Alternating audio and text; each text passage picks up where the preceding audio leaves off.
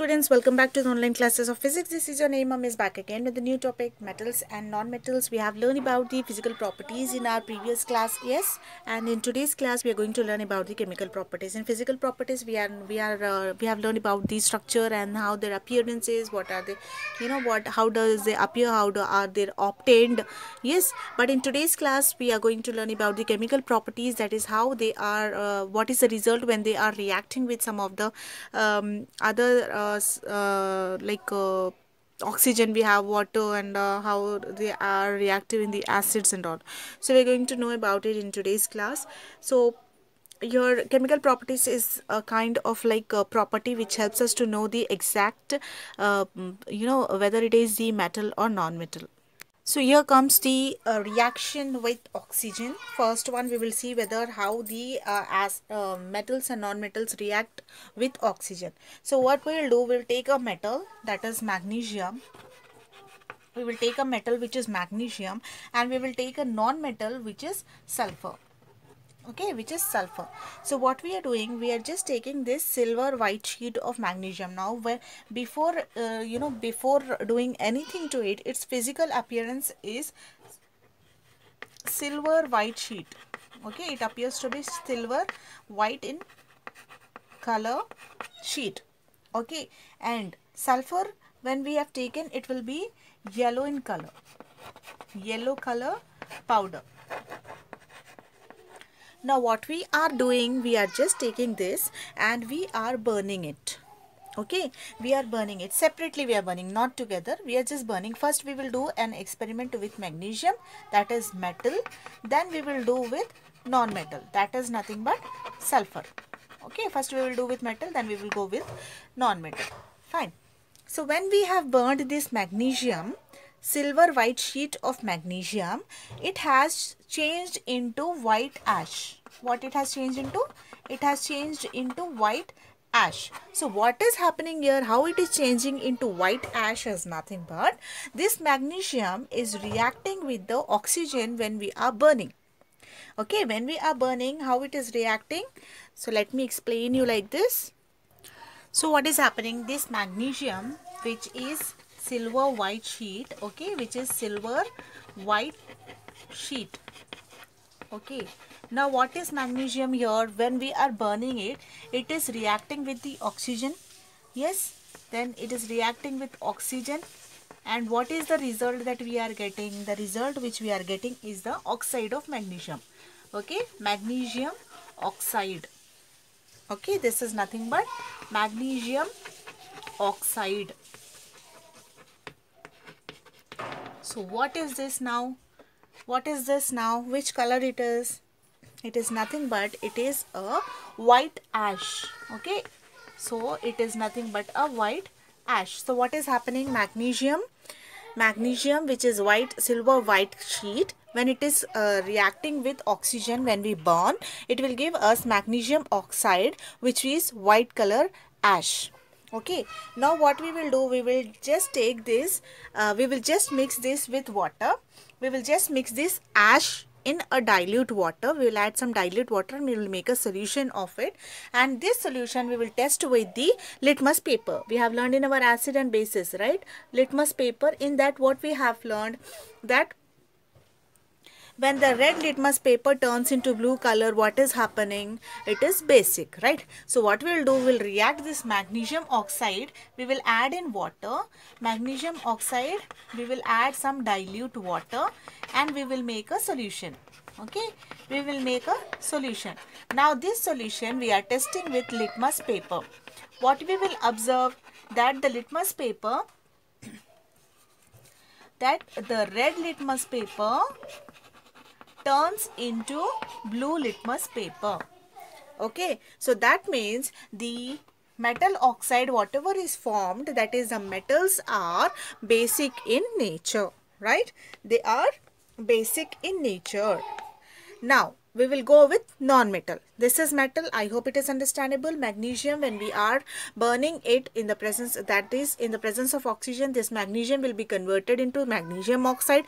When we add some dilute water to magnesium oxide, we see that the solution turns, when tested with the litmus paper, turns into blue in color. That is, it is basic in nature.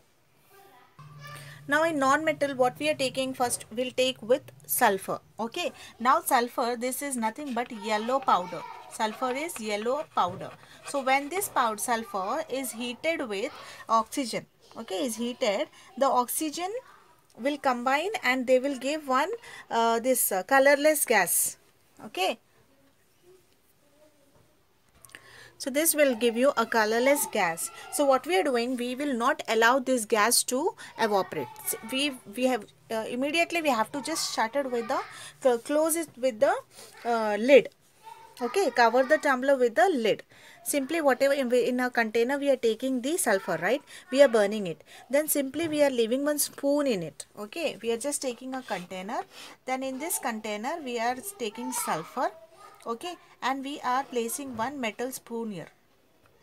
Okay, then what we are doing, when we are burning it, cover the tumbler with the lid to ensure that whatever gas is going out should not go out. Okay, we are just covering this with a lid so that no gas goes out of the container. Then simply remove the spoon after some time. Simply remove the spoon after some time. Then what we are saying, but try to keep the jar covered. Just keep the jar covered. You should not let the jar to escape the gas out of it. Then without letting the gas to escape, simply add some water into it. Slowly just move the lid, add some water into it, and then again immediately cover the lid. Okay, then simply shake it very well. After closing it, you just shake it nicely. Then what is happening, after some times we will take a litmus paper and we will check this solution. You will see that the blue litmus paper will turn into red color. Okay, blue litmus paper will turn into red in color. In metals, what did we see? In metals, we have seen the reverse. We have seen that red litmus paper will turn into blue color. Here we are saying that blue litmus paper is turning into red color. That means metals are basic in nature, whereas the non-metals are acidic in nature. What it is? Metals are basic in nature and non-metals are acidic in nature. Yes. So from this we can say that if anything is like, whenever the oxides, when we find some oxides and that oxides are changing into red color, then we can say that they are nothing but non-metals. They are non-metals. When the oxides are changing, litmus paper when tested are changing into blue color, then we can say they are metals. Fine. So if we see in our day-to-day life, we see iron, right? Iron, you see that it gets rust formation will take place on it. Or if you see gas cylinders, when you see the below, if you move the cylinders at your homes, you will see that some brown color dust particles, like you will see. Okay, when you move your cylinders, what do you see? Some dust particles like these things are observed, right? When you move your cylinders, that is nothing but rust. Okay, that is nothing but rust. So why? Because of the any iron object, if you see that rust formation will take place. Why do you think that rust formation will take place? Because the iron is exposed to the oxygen which is present in the entire atmosphere, air, and that results in the formation of rust. Okay. For example, if you take like, if you paint this cylinder, you will see that there is no rust formation. If you see on some cylinders there is no paint, if the paint is gone, this iron will again get exposed to the air and the it gets all rust formation will takes place. Similarly, we have some other objects also, like we have silver in our, like we wear piles. Girls usually wear piles. I think you all have observed with your sisters and brothers, sorry, not brothers, the sisters and your mother, etc. They wear the piles in their legs, right? So you can see that the piles after few days they get black. Yes, the colors start shading and they turn into black in color. Why does that happen? Because this silver gets oxidized with the atmospheric oxygen. Okay, that's why that black color of this silver takes place. Similarly, if you go with copper vessels, copper statues we have, copper vessels we have, if you observe it, like if we leave it like that only without covering it, you will see that this will turn into green color. That's why we don't store pickle in the copper vessels. We use some glass vessels, right? And then if you see like gold also, gold jewelry also becomes dull when it gets exposed to the atmosphere. Some shining will be less. After day to day use, you will see that the shining of the gold will get less. Why? Because it gets oxidized with the atmospheric oxygen. Fine. So therefore oxides formation will takes place. So we'll see with the reaction with water. Okay, we'll see the metals and non-metals reacting with water. What will happen when they react with water? So what simply what we are going to do, we are going to take a beaker, 500 ml beaker. In that beaker we are going to fill water. Okay, half of the beaker we are going to fill water, and to this beaker simply we are going to add a sodium sheet. Okay, we'll take a sodium sheet which is present in the kerosene. Simply we'll take that and we will place on the water with the help of forceps. With the help of forceps, we'll simply leave that forceps, the sodium sheet on the small sodium sheet on the water. What do we observe? We will observe that some hissing sound, like we'll have na like this. Some hissing sound will be coming out of this water. Okay. So if you take simply if you take like different other metals, like if you take iron, if you take aluminum, this won't happen. This means that sodium is reacting extremely fast with the water. Some sound will be coming like this. Sound will be coming. That means it is reacting with the water. So that means sodium reacts very fast with the water. Whereas if you take aluminum or if you take iron or aluminum, you'll see that they react very slowly. So that means metals react very slowly and the non-metals react very fastly with the water. Fine. So now we'll see how they react, what happens when they react with the acids, when they react with acid, how we'll see that metals and non-metals are reacting with the acids. So here what we are going to do, we are going to take 8 test tubes. In that 8 test tube, in one we are going to add iron. Okay. In one we are going to add zinc. In one we are going to add copper. We are going to add sulfur. In then one we are going to add aluminium. In one we are going to add carbon. In one we are going to add magnesium. In one we are going to add iodine. Okay. In 8 test tubes we are going to add one sample. Okay. In each sample of test tube we are going to add dilute HCl, dilute hydrochloric acid. Okay, we are going to add in each test tube we are going to add dilute HCl. Okay, dilute hydrochloric acid. Okay, then we will see is there any gas formation taking place. We'll see is there any gas formation, any gas is coming out. If it is not coming out, again we will, if the gas is not coming out, we will add concentric HCl. Concentric HCl. Even after adding concentric HCl, if the gas is not coming out, we will heat it. Okay, we will heat it. So when after heating, whenever the fumes are coming out, like if we have added dilute HCl, the fumes are coming out. Then we will see that we will just lighten up the matchstick and we'll keep at mouth of the each of the test tube, and we will see whether the pop-up sound is coming or not. If pop-up sound is coming, that means hydrogen gas is coming out. Okay, hydrogen gas is coming out. If hydrogen gas is coming out, that means it is acidic. Okay, if hydrogen gas is coming out, that means it is reacting with the acids. Fine. So here we can see that the hydrogen gas will be coming out of here, iron. So this is as reacting with the iron is reacting with the acids. Fine. Zinc is reacting with the acids. Iron is reacting, zinc is reacting with the acids. We can see copper is reacting with the acids. Sulfur is a non-metal, so it does not react with the acid. And aluminium Aluminium reacts with the acid because it is a metal. Carbon is not a metal, so it is a non-metal, so it does not react.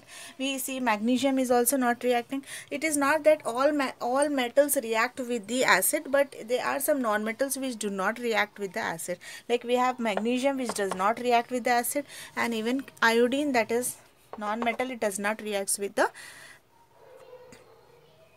acids. So wherever the gas is released, you can see that they are reacting with the hydrogen gases coming out, means that is there is a reaction between the acid and the metals. So that means they are all the metals, like few metals they do not do, but mostly the metals react with the acids, and non-metals usually they do not react with the acids.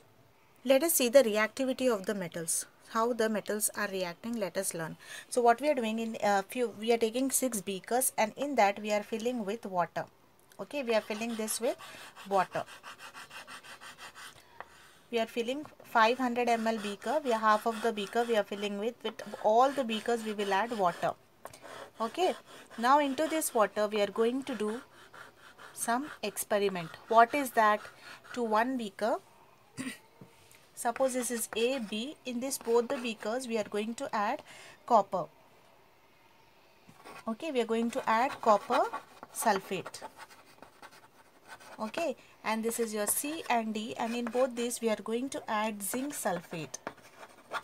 Okay, and to this E and F we are going to add iron sulfate.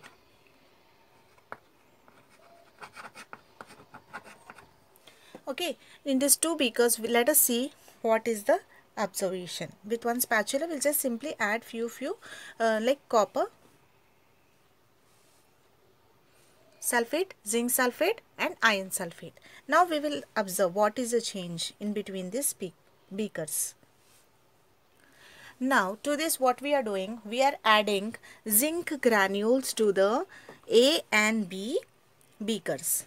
In this copper sulfate we are adding zinc A and E. Iron sulfate. Here there is no, here already zinc is present. So in one beaker of copper sulfate we are adding zinc, and in one beaker of iron sulfate we are adding zinc. And iron, we are taking one iron nail and we are adding in this. Okay, we are adding one iron nail here. Iron nail. Okay, iron nail here we are adding, and one we will add in C or D, anyone, no issue. Okay, and copper tunings we are taking and we are adding in C and F. Okay, in C and F. That means simply we are just exchanging few like copper. We are not using copper here because already copper sulfate solution is there. We are adding here zinc and iron in this solution, and in zinc solution we are adding copper and iron, and in iron solution we are adding zinc and copper. Now we will see what are the changes taking place.